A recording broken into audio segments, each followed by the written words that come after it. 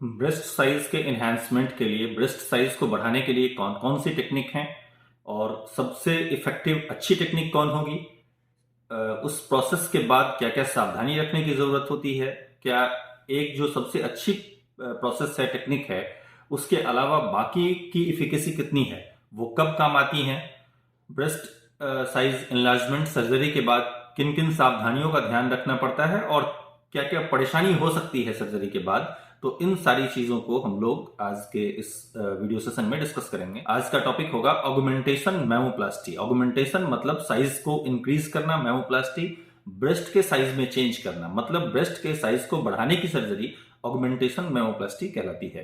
कई लोगों का क्वेश्चन होता है कि फैट ग्राफ्ट से क्या हम अपनी ब्रेस्ट को बढ़ा सकते हैं। फैट ग्राफ्ट का रोल ब्रेस्ट के साइज एनलार्जमेंट में बहुत लिमिटेड है। स्पेशली वो तब ज्यादा इफेक्टिव होगा जब किसी पर्टिकुलर एरिया में कोई डिप्रेशन, डिंपल बना हुआ हो ब्रेस्ट पे। ऐसा तब होता है जब कोई फाइब्रोएडिनोमा या ट्यूमर को निकाला गया हो और उस जगह पे थोड़े से फैट डालने से, या कोई स्कार हो, डिप्रेस्ड स्कार हो, उसको एलिवेट करके अंदर में फैट इंजेक्ट करने से ब्रेस्ट के साइज में थोड़ी सी चेंज आ सकती है, थोड़ा इन्हांसमेंट हो सकता है। लेकिन अगर सब्सटेंशियल इन्हांसमेंट की जरूरत है तो फैट ग्राफ्ट कभी भी बहुत इफेक्टिव नहीं होगा, क्योंकि फैट ग्राफ्ट डालने का तो अपना एक लिमिटेशन है ही, और विथ टाइम ये डिप्लीट कर जाता है, ये कम हो जाता है। तो हम जितनी भी वॉल्यूम चाहेंगे फैट ग्राफ्ट से ब्रेस्ट के साइज को इंक्रीज करना, वो आने वाले 6 मंथ में बहुत कम हो जाएगा।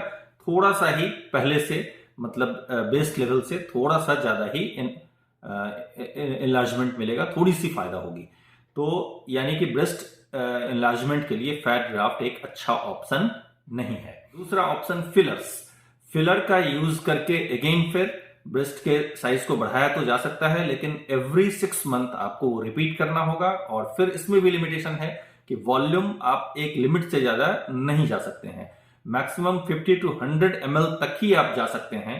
तो फिलर भी एक अच्छा ऑप्शन नहीं है ब्रेस्ट एनलार्जमेंट के लिए। ऑप्शन है क्या हमारे पास? ब्रेस्ट एनलार्जमेंट के लिए सबसे अच्छा ऑप्शन है सिलिकॉन ब्रेस्ट इम्प्लांट की सर्जरी, इम्प्लांट मैमोप्लास्टी। इसमें सिलिकॉन का इम्प्लांट ब्रेस्ट के अंदर प्लेस किया जाता है। उसकी अलग अलग टेक्निक है, सर्जन्स का अलग अलग एक्सपर्टीज होता है। हम अपने सेंटर पे dual plane placement of implant करते हैं। इसमें कुछ तकरीबन 50% of the implant pectoralis major muscle के नीचे रहता है और 50% बाहर रहता है। तो इससे इम्प्लांट लगने के बाद ब्रेस्ट में एक नेचुरल अपीयरेंस फील बनता है, और जो एक proper cleavage, midline cleavage and sides, वो बहुत प्रॉपर तरीके से विजिबल होता है। तो जो हमारा पर्पस होता है इलाजमेंट के बाद, एक प्रॉपर एस्थेटिक लुक, एक डिजायर्ड अपीयरेंस जो पेशेंट का डिमांड होता है, तो उस लेवल तक हम लोग अचीव कर सकते हैं। डुअल प्लेन इम्प्लांट प्लेसमेंट का और एक एडवांटेज ये है कि हम लोग लार्जर साइज के इम्प्लांट को, कुछ लोग अपना चॉइस करते हैं कि उनका एक ओवर साइज इम्प्लांट लगे, एलिगेंट लुक दिखे। तो ऐसे केसेस में भी dual plane placement of implant से हम उनके डिमांड को, डिजायर को फुलफिल कर सकते हैं। अगर बहुत बड़े साइज का इम्प्लांट सिर्फ स्किन के नीचे सब मेमोरी प्लेन में रखा जाए तो वो बहुत अच्छा अपीयरेंस नहीं देता है, लेकिन डुअल प्लेन रखने से ये हमें एडवांटेज मिलता है। मतलब एक बड़ी सीधी सी बात है कि अगर एक जेन्युइन ब्रेस्ट एनहांसमेंट की जरूरत है, ब्रेस्ट के साइज में अपलिफ्टमेंट की जरूरत है, साइज बढ़ाना है, तो सिर्फ और सिर्फ सिलिकॉन इम्प्लांट ही श्योर शॉट ऑप्शन है, जिससे आप जैसा चाहते हैं ऑलमोस्ट वैसा रिजल्ट आपको मिलेगा। कुछ छोटे छोटे क्वेश्चंस हैं जो सभी इस तरह के इम्प्लांट का जो सोच रहे होंगे या जिनके मन में ऐसा ख्याल आता है, तो उनके जहन में इम्प्लांट सर्जरी के बारे में ये सारी चीजें होंगी। सबसे इम्पोर्टेंट, कॉस्ट कितना आता है, क्योंकि हमारे पास जिस किसी भी सर्जरी के बारे में लोग क्वेरी करते हैं तो उसमें पहला क्वेश्चन वही रहता है, कितना खर्च लगा, किसी वीडियो पे इनका कितना खर्च लगा। तो इस हिसाब से अगर देखें तो ब्रेस्ट इम्प्लांट का कॉस्ट तकरीबन 50 to 60,000 तक वेरी करता है। ये अलग अलग कंपनीज के इम्प्लांट साइज, वॉल्यूम, उसके हिसाब से थोड़ा सा तो 50 to 60 का एक आप रेंज ले सकते हैं, और सर्जरी में भी तकरीबन इतना ही खर्च होता है। तो मोटे मोटे तौर पे अगर देखें तो 1,10,000 से 1,25,000 तक का खर्च ब्रेस्ट इम्प्लांट की सर्जरी में इन टोटल पूरा होता है। और ये उस इम्प्लांट की बात हो रही है जो बेस्ट इम्प्लांट है, जो third generation textured silicon implant, 7, मोटिवा या यूरोसिलिकॉन, इस तरह के कंपनीज के जो हम लोग इम्प्लांट करते हैं, वेस्टर्न इम्प्लांट इधर जर्मन और फ्रेंच इम्प्लांट होते हैं, तो उस इम्प्लांट का ये कॉस्ट है। मतलब आइडियल बेस्ट इम्प्लांट के साथ ऑगमेंटेशन मेमोप्लास्टी, इम्प्लांट मेमोप्लास्टी सर्जरी का खर्च 1,10,000 से 1,20,000 के आसपास तक आता है। अगला क्वेश्चन कि कुछ लोग पूछते हैं कि आखिर ये सर्जरी कितनी देर की होती है, कितना टाइम तक हमें हॉस्पिटल में रहना पड़ेगा। ये बड़ी सिंपल सी सर्जरी होती है, इसमें सफरिंग जरा भी नहीं होती है और most of the patient same day discharge हो जाते हैं। इवनिंग में सेम डे पेशेंट अपने घर जा सकते हैं, लेकिन कुछ पेशेंट जो बहुत दूर के होते हैं तो वो ओवरनाइट स्टे करके नेक्स्ट डे चले जाते हैं। अपनी पर्सनल एक्टिविटी कितनी हैम्पर होती है, तो उनको 3 डेज तक घर में रेस्ट करना चाहिए। सर्जरी को पेशेंट को एडवाइस करते हैं कि आप स्पोर्ट्स ब्रा का यूज करें ताकि सम सॉर्ट ऑफ कंप्रेशन वहां लगा रहे।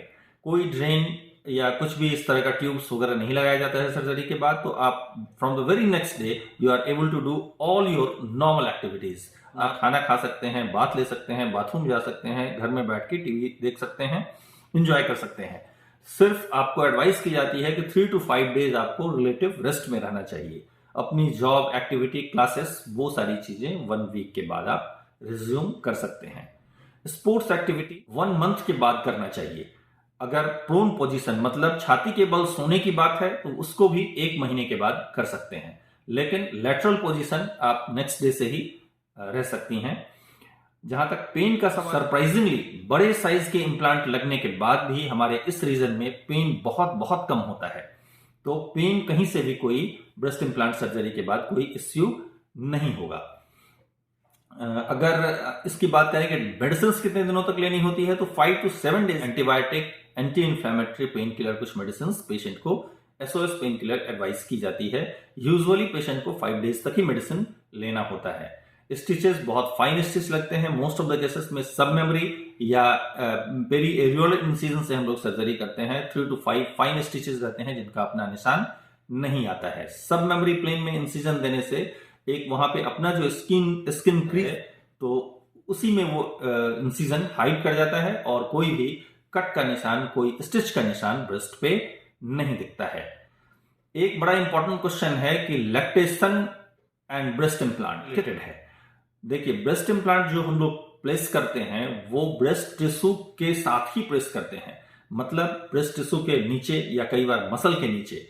तो प्रैक्टिकली ऐसा देखा गया है कि लैक्टेशन में कोई कमी नहीं आती है। थ्योरेटिकली हम कह सकते हैं कि चूंकि वहां पे सर्जरी हुई है, कुछ मैनिपुलेशन हुआ है, तो हो सकता है थोड़ी सी, लेकिन नेग्लिजिबल वो चेंज होता है कि लैक्टेशन में कोई कमी आए।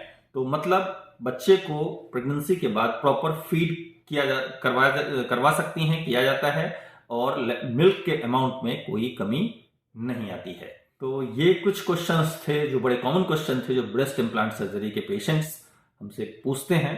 तो एक छोटे से सेशन में हम कोशिश किए हैं कि उन सारे क्वेश्चंस का जवाब मिले। तो मिलते हैं फिर किसी और इंफॉर्मेशन के साथ किसी और वीडियो में। तब तक के लिए नमस्कार।